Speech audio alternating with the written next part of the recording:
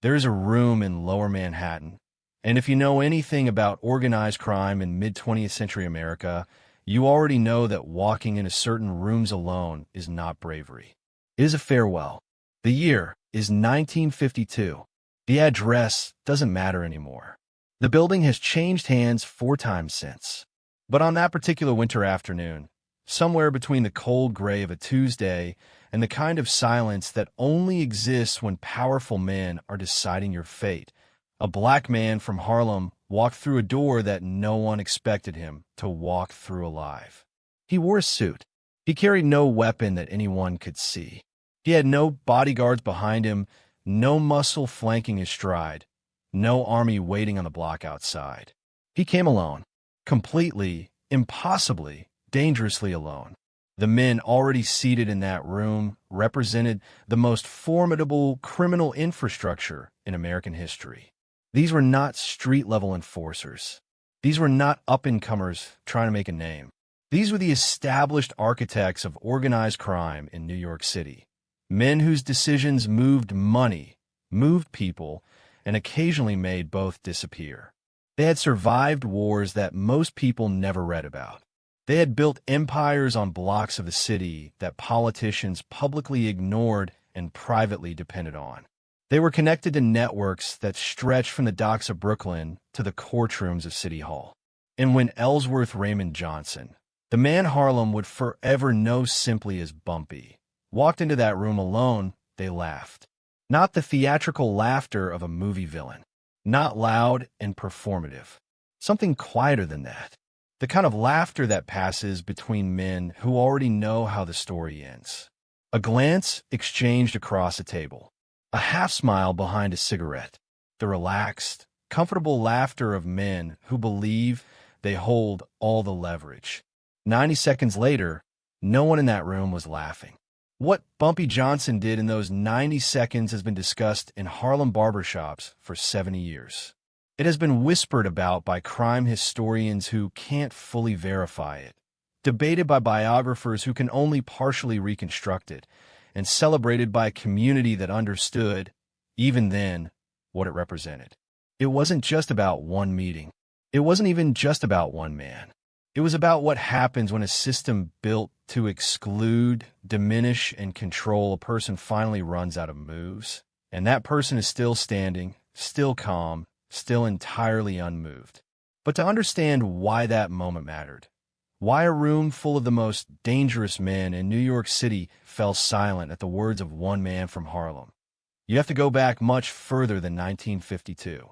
You have to understand the city that made Bumpy Johnson, the streets that educated him, the forces that try to break him, and why they failed every single time. You have to understand Harlem, not the Harlem of tourist postcards, not the Harlem of jazz brochures and gentrified brownstones. The real Harlem, the one that existed between the Depression and the Civil Rights Movement, the one that breathed and bled and survived in a space where Black Americans have been systematically denied every formal avenue of economic power and social mobility. The Harlem that built its own economy, its own code, its own royalty, because the legitimate world made clear, repeatedly and violently, that it had no interest in sharing its own. This is the story of a man who mastered that world so completely that even his enemies eventually had no choice but to respect him.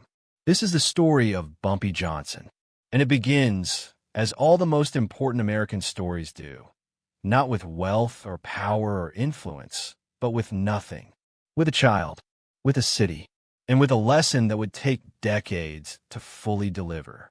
Stay with me, because this story does not go where you think it's going. To understand Harlem in the early 20th century, you need to hold 2 contradictory truths in your mind at the same time. First, Harlem was one of the most culturally rich, intellectually vibrant, and creatively explosive communities in the entire Western world. Between roughly 1920 and 1940, the Harlem Renaissance produced writers, musicians, painters, philosophers, and political thinkers who would reshape American culture permanently. Langston Hughes wrote poems in the same neighborhood where Duke Ellington played piano. Marcus Garvey organized a movement for black self-determination on the same streets where Adam Clayton Powell Sr. built a congregation of 10,000. The Apollo Theater on 125th Street launched careers that the whole world would eventually know. Second, that same Harlem existed within a city and a country that actively, systematically, and sometimes violently worked to ensure that none of that cultural wealth translated into political or economic power for the people who created it. Redlining kept black families locked out of property ownership in most of the city. Discriminatory hiring practices meant that even educated, skilled black workers were confined to the lowest-paying jobs. The New York City Police Department of that era did not serve Harlem the way it served downtown Manhattan. It policed Harlem, which is an entirely different thing. Law enforcement meant control, not protection. It meant raids, arbitrary arrests, targeted harassment, and a justice system that rarely delivered justice to black residents. This created a vacuum, and vacuums, in urban environments, are always filled by someone. In the 1920s and 1930s, the dominant criminal enterprise in Harlem was something called the numbers game, a daily lottery that functioned as the neighborhood's informal financial infrastructure. Every morning, runners moved through apartment buildings, barbershops, churches, and corner stores collecting bets. For a penny, a nickel, or a dime, residents could bet on a three-digit number derived from racetrack results. The payout odds were enormous. The appeal was universal. And the business generated millions of dollars annually in a neighborhood that had no stock market, no accessible banking system, and no venture capital. By the early 1930s, the numbers business in Harlem was largely controlled by a woman named Stephanie St. Clair. Her name deserves its own documentary, and perhaps one day she'll get it. Known as Madam Queen or Queenie, she was a Martinique-born black woman who had built a numbers empire through sheer intelligence, ferocity, and an absolute refusal to be subordinated by anyone. She operated openly, paid her runners fairly, and was regarded by much of Harlem's working class as something close to a community institution. But Queenie's world was about to collide with a force that operated on an entirely different scale. In the early 1930s, the Italian-American organized crime families that controlled much of New York's criminal economy turned their attention northward. Specifically, they turned their attention to Harlem's numbers game. The man who led that push was Dutch Schultz, born Arthur Flegenheimer, a Bronx-born gangster of German-Jewish descent who had built his fortune in bootlegging during Prohibition and was now looking for the next revenue stream. Schultz was not a subtle man. He moved into Harlem with the blunt force of someone who simply could not conceive of meaningful resistance from a black community. What he found was that the resistance was more meaningful than he imagined. It was during this period, the brutal, complicated early 1930s in Harlem, that a young man named Ellsworth Raymond Johnson first began to emerge as a figure worth paying attention to. He had grown up in Charleston, South Carolina, born on October 31st, 1905, the son of a minister. He'd come north like hundreds of thousands of other black Americans during the Great Migration, drawn by the promise of something better than the Jim Crow South. What he found in New York was better in some ways, and in other ways, simply differently unjust. Bumpy Johnson had a nickname that stuck from his childhood, derived from a bump on the back of his head. But the name became something else entirely on Harlem streets. It became a reputation, a warning, a title earned not through inheritance or connection, but through a quality that the people around him recognized immediately and never forgot. He was not afraid, not of Dutch Schultz, not of the Italian families, not of the police, not of anything that this world had constructed to make men like him stay small and stay quiet. And in 1930s Harlem, that quality was more dangerous than any weapon. Before Bumpy Johnson became a legend, he was an inconvenience. That's an important distinction. Legends are created retroactively. In the moment, when a man is building his reputation on streets that don't give you anything for free, he is not a legend. He is a problem. A complication. A person who refuses to behave in the way that the established order has decided he should behave. Bumpy arrived in Harlem as a teenager, sometime around 1919 or 1920, moving in with his sister Mabel and beginning the process of learning what New York City actually was beneath its public face. He was quick, not just physically but mentally. People who knew him in those early years consistently described the same quality, an almost unnerving ability to read a situation, to understand what was actually happening beneath what was being said, to anticipate how something was going to end before most people realized it had begun. He had a temper, too. That part is well documented. He was arrested multiple times in the 1920s for assault, for weapons possession, for various offenses that reflected both his environment and his refusal to absorb violence without returning it. He served time at Sing Sing prison. He came back. He served time again. He came back again. Every time Harlem's criminal landscape tried to eliminate him through the criminal justice system, he emerged with a sharper understanding of how the game actually worked. But there was something else about Bumpy Johnson that distinguished him from the hundreds of other young men navigating the same streets. Something that the people who knew him best and the people who feared him most always mentioned first. He read, constantly, voraciously, books on history, philosophy, poetry. He wrote poetry himself, not as an affectation, but as a genuine creative outlet. He was intellectually curious in a way that most people in his world were not, and he made no attempt to hide it. He was known to quote Shakespeare and Marcus Aurelius in the same breath as delivering a decision that made grown men reconsider their choices.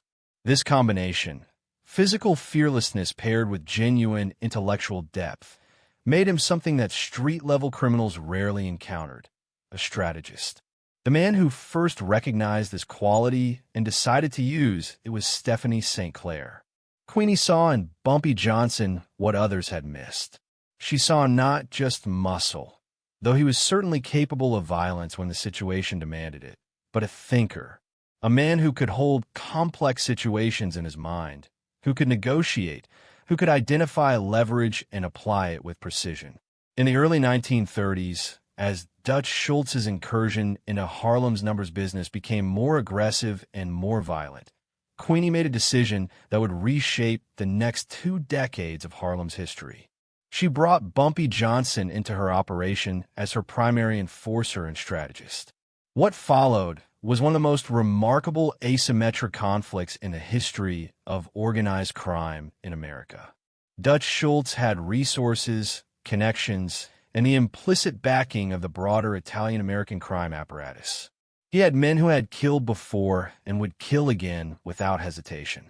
He had political connections through Tammany Hall. He had money in quantities that dwarfed anything available in Harlem's numbers operation. And yet, the takeover did not go smoothly, because Bumpy Johnson refused to let it. What Bumpy did was not simply violent resistance, though there was some of that. What he did was more sophisticated. He organized. He created networks of information. He identified which of Schultz's runners could be flipped, which of his connections could be undermined, which of his operations could be disrupted in ways that cost money without providing a clear target for retaliation. He studied Schultz's operation the way a military officer studies an opposing force, not emotionally, but clinically. And he used Harlem itself as a weapon. The community that Schultz was trying to take over knew Bumpy. They trusted Bumpy. When Schultz's men came looking for information, they found closed doors.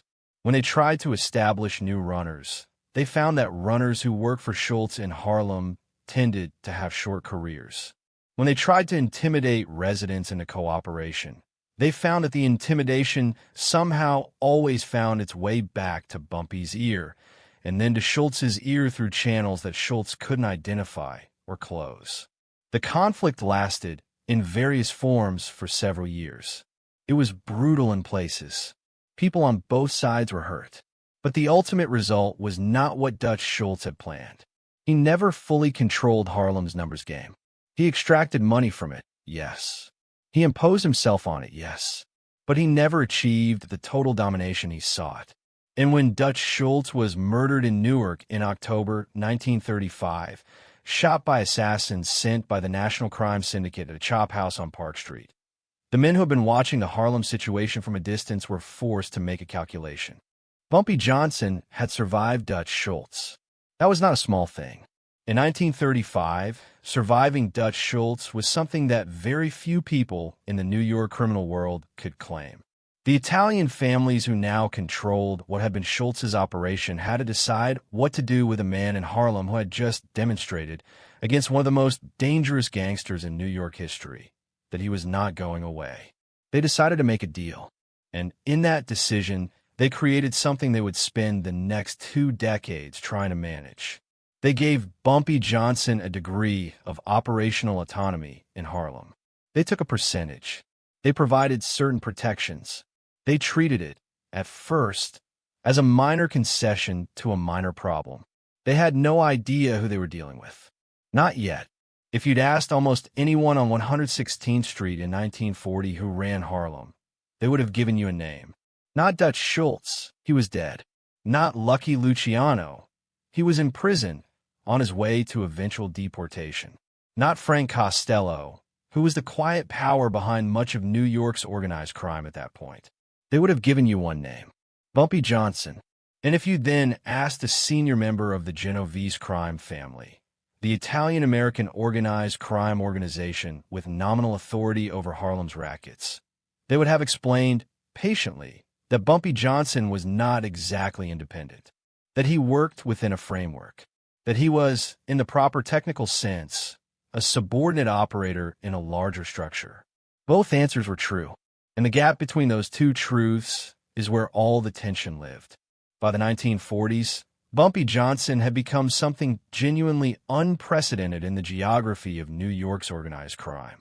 He was a black man who exercised real power, not borrowed power, not delegated power, not power that existed only at someone else's pleasure.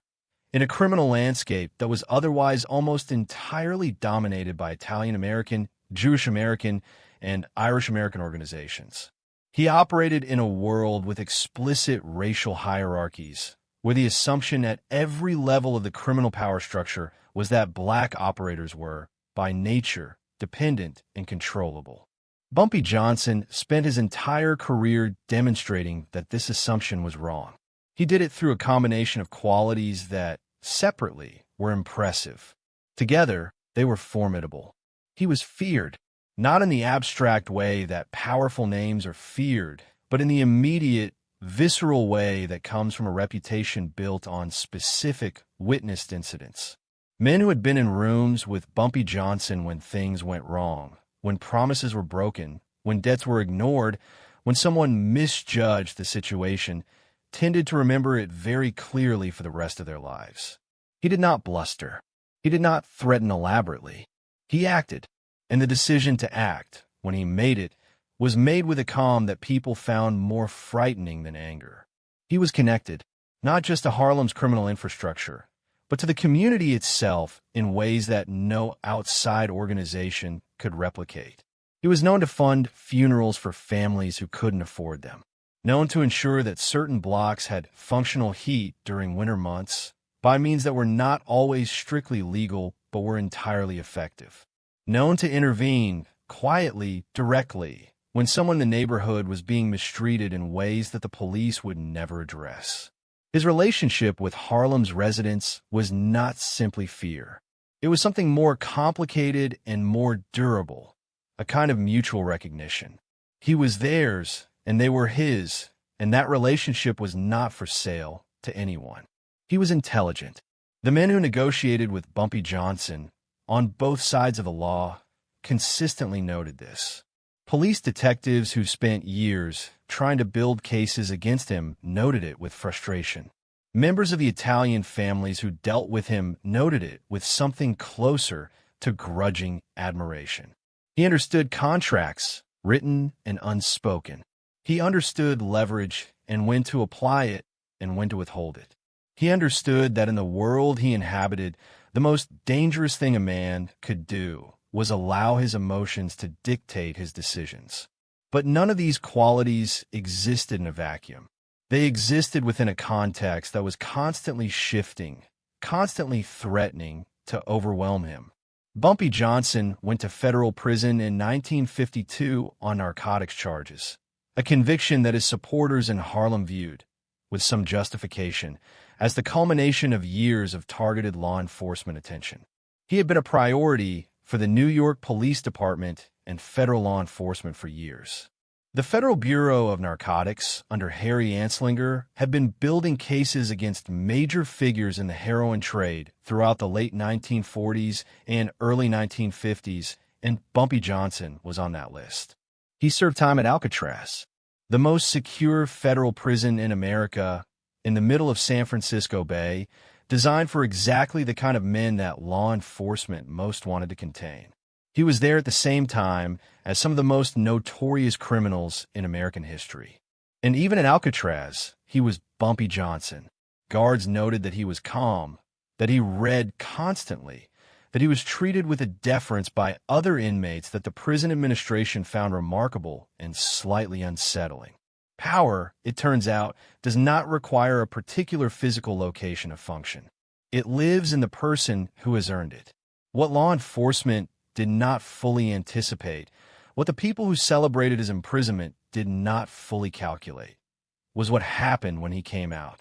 He came back to Harlem in 1963 after serving approximately 11 years on various charges and convictions. He was 57 years old. The city had changed dramatically.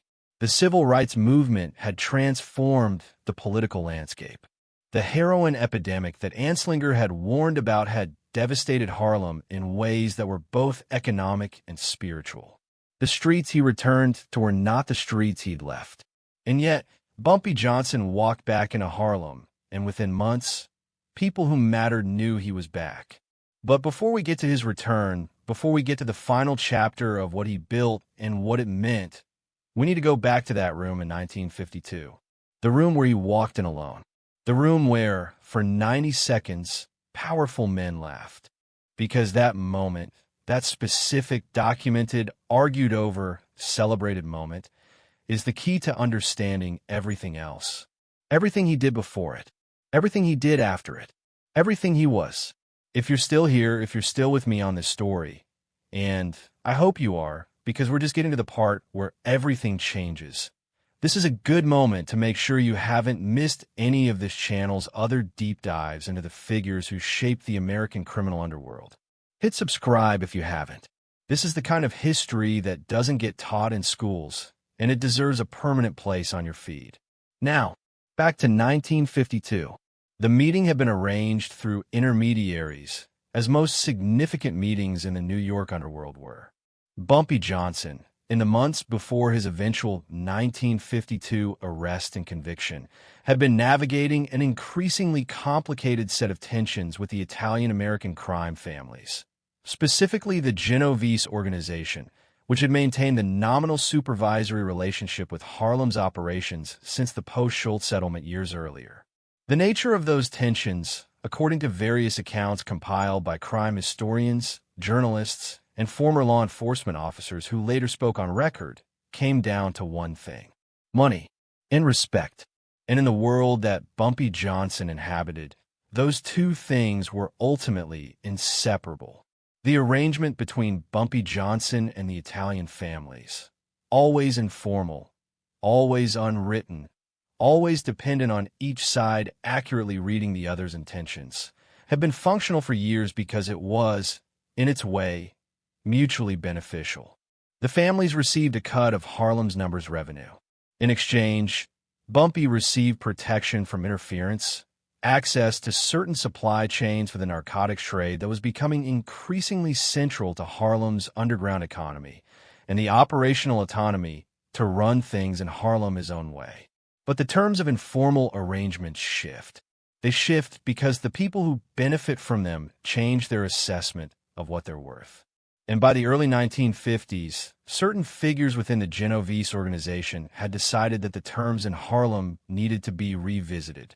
Specifically, they decided that Bumpy Johnson was doing too well, but the cut they were receiving did not adequately reflect the actual revenue flowing through Harlem's operations.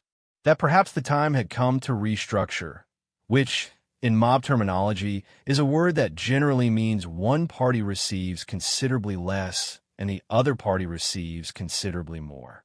A meeting was arranged. The location, as described in various accounts, was a social club in Lower Manhattan, the kind of establishment that exists primarily as a meeting place for men who require plausible deniability about the nature of their discussions. A back room, a round table, several men already seated when Bumpy arrived. Here is what makes this moment so significant. The men who arranged the meeting expected Bumpy Johnson to arrive with representation, to bring, at minimum, 2 or 3 men as a show of force. The traditional language of these negotiations, in which the number and quality of men you bring signals your seriousness, your capability, your position in the hierarchy.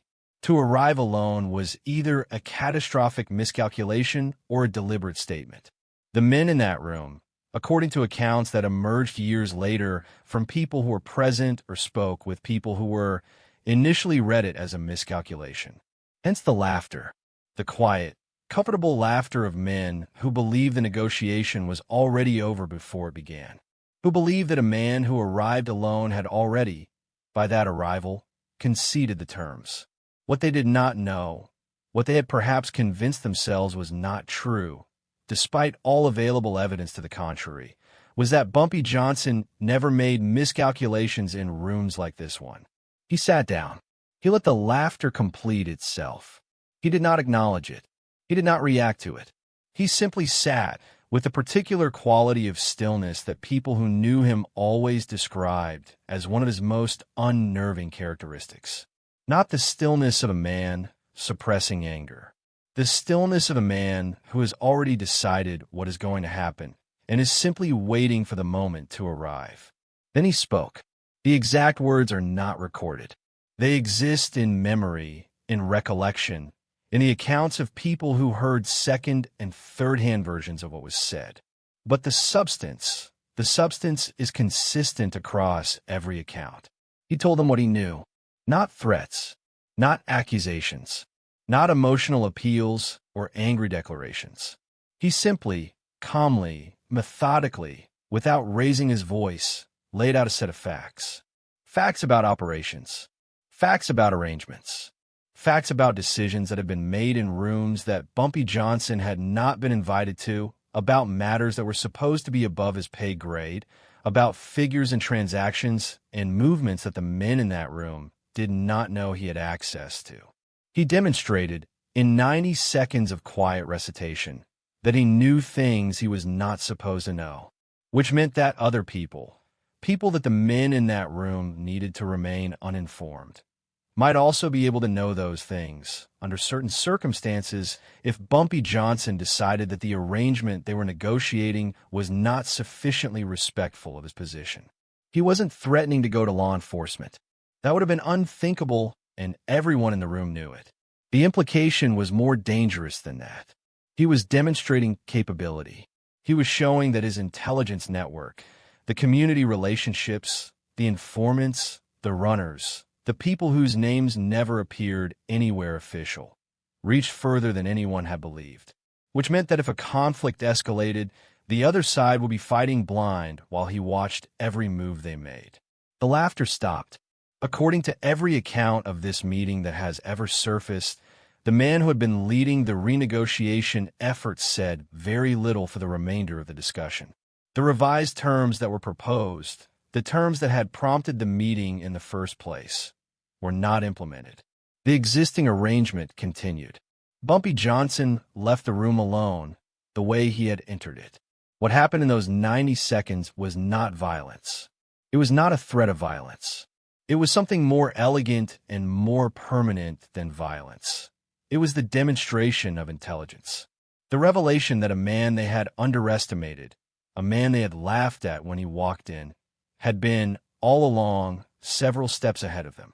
There's a concept that military strategists sometimes describe as escalation dominance, the ability to credibly promise that no matter how high a conflict escalates, you can match and exceed the other side's capabilities. What Bumpy Johnson demonstrated in that room was a version of that concept applied to information, to knowledge, to the fundamental currency of power in a world where what you don't know can end your operation overnight. The men in that room understood, immediately and completely, what they had just been shown. No one laughed on the way out. The meeting changed things. Not immediately, and not completely. The world that Bumpy Johnson inhabited did not change in single dramatic moments, no matter how significant those moments were. It changed the way glaciers change, slowly, enormously, irreversibly. What changed was the calculation.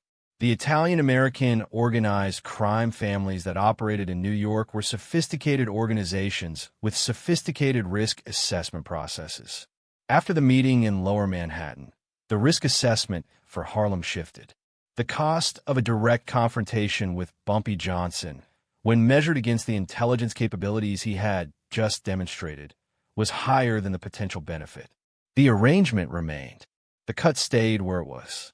Harlem remained, functionally, Bumpy's. He was arrested later that year on the narcotics charges that would send him to Alcatraz. But here's what law enforcement, in celebrating that arrest, may not have fully understood. Removing Bumpy Johnson from Harlem physically did not remove Bumpy Johnson from Harlem.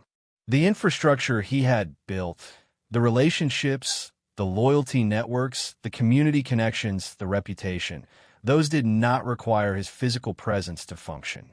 They had been built so thoroughly, over so many years, that they operated in his absence like a body continues to function according to patterns established long before any particular moment. The people who ran things while Bumpy was at Alcatraz ran them the way Bumpy would have run them, because that was what they had learned and what they knew. When he returned in 1963, Harlem had changed. The civil rights movement had given new language and new ambition to the community's political aspirations. The heroin epidemic had devastated neighborhoods that had once been vibrant. Young men who would have, in an earlier era, found paths through the numbers game and the informal economy were now navigating something much darker and more destructive. Bumpy Johnson's relationship with the drug trade was complicated, an understatement of some magnitude. He was a product of a world where the line between organized crime's various enterprises was not clearly drawn, and heroin was by the 1950s and 1960s deeply embedded in the economics of Harlem's underground. His culpability in what happened to his community during those years is something historians and community members have debated with genuine feeling and without easy resolution. What is less debated is what he did with the last years of his life. He came back to Harlem in 1963, and he spent the 5 years he had remaining. He died on July 7th, 1968, of heart failure in a restaurant called Wells on 132nd Street, still in Harlem, still in the neighborhood he had spent his life in, trying to be something other than what the criminal world had made him. He mentored young men. He talked to people in the community about what he had seen and what he had learned. He continued to read, to write poetry, to engage with the world intellectually in ways that his public reputation never quite captured. Frank Lucas, who would later become one of the most notorious drug traffickers in American history, described Bumpy Johnson as a father figure during this period, a description that carries its own complicated weight when you consider the path Lucas eventually chose. In those final years, there are accounts of Bumpy Johnson expressing something close to grief about what had happened to Harlem, about the way that the informal systems of support and community that had existed in the numbers era, the runners who were known, the bosses who were present, the community accountability that came with operating inside a neighborhood rather than above it, had been replaced by something more anonymous, more brutal, and more destructive. Whether that grief came with full self-awareness of his own role in those transformations is something we cannot know with certainty. What we know is that when he died on that July morning in 1968, on a street in the neighborhood that had been his entire world, Harlem mourned. Not because he was a hero, not because his life was without moral complication or genuine harm, but because he was theirs. Because in a world that had been designed at every level to deny Black Americans in Harlem dignity, economic agency, and recognition, Bumpy Johnson had carved out something real with nothing but his intelligence, his nerve, and his absolute refusal to accept anyone else's definition of what he was allowed to be. That is not a small thing. In any world, in any era, that is not a small thing. In the years after Bumpy Johnson's death, the story of the man from Harlem became many things to many people. And that multiplicity of meaning is itself a kind of testament to how significant he was. Hollywood came for the story, as Hollywood always does. Forrest Whitaker portrayed Bumpy Johnson in the television series Godfather of Harlem, which premiered in 2019 and brought his name to a new generation of viewers. Lawrence Fishburne played a version of the character in The Cotton Club. The representations have varied in their fidelity to the historical record, some more accurate, some more dramatized, but they share a recognition of the core truth. This was a man whose story was too significant to ignore. For crime historians, the Bumpy Johnson story is significant for structural reasons. He represented something genuinely anomalous in the taxonomy of mid-century organized crime in America. A Black operator who achieved and maintained real power within a criminal ecosystem that was otherwise entirely controlled by white ethnic organizations. He did not achieve that position through the patronage of those organizations. He achieved it by making himself too valuable, too dangerous, and too deeply embedded in his community to be removed without a cost that none of his rivals were willing to pay. He demonstrated, in a specific way that the meeting in that lower Manhattan social club demonstrated, that information is power, that intelligence networks are force multipliers, that the person who knows more than their opponent, in any negotiation in any context, holds an advantage that no amount of physical intimidation can neutralize. For Harlem itself, the legacy is more personal and more conflicted. The community that Bumpy Johnson served and, in complicated ways, exploited, the community that built him and that he in some measure built, has spent decades negotiating with his memory. He provided real support to real people during decades when that support came from almost nowhere else. He also participated in enterprises that caused real harm to real people in the same community. Both of these things are true, and the community has held both of them without resolving the tension, because the tension is honest, and any resolution of it would require dishonesty. What Harlem knows, what the barbershops and the churches and the brownstones and the block associations that have persisted through every transformation of the neighborhood know, is that Bumpy Johnson was never anyone's subordinate. Not Dutch Schultz's, not the Genovese families, not the federal government's, however many times it tried to make him so. He walked into rooms alone that no one was supposed to survive. He sat down at tables where no one expected him to sit. He said the things that no one expected him to say, in the tone that no one expected him to use, with a knowledge that no one expected him to have. And then he walked out. The men who laughed when Bumpy Johnson arrived alone, who looked at a Black man from Harlem in a room designed by history to make him feel small and found the situation amusing, they are not remembered. Their names appear in documents, in court records, in the files of law enforcement agencies. But they are not remembered. Bumpy Johnson is remembered. He is remembered in the neighborhood that raised him, in the stories that have been passed down through 3 generations of Harlem residents, in the way that historians of American crime return to his story when they want to talk about power that exists outside the structures that are supposed to define it, in the music and the literature and the films that have tried, with varying success, to capture what he actually was. He is remembered because he was genuinely remarkable, not in the way that crime is remarkable, not in the way that violence is remarkable, but in the way that a human being who refuses, against all institutional pressure, to accept that the world has the right to define his limits, is always remarkable. The room fell silent in 1952. It's been echoing ever since.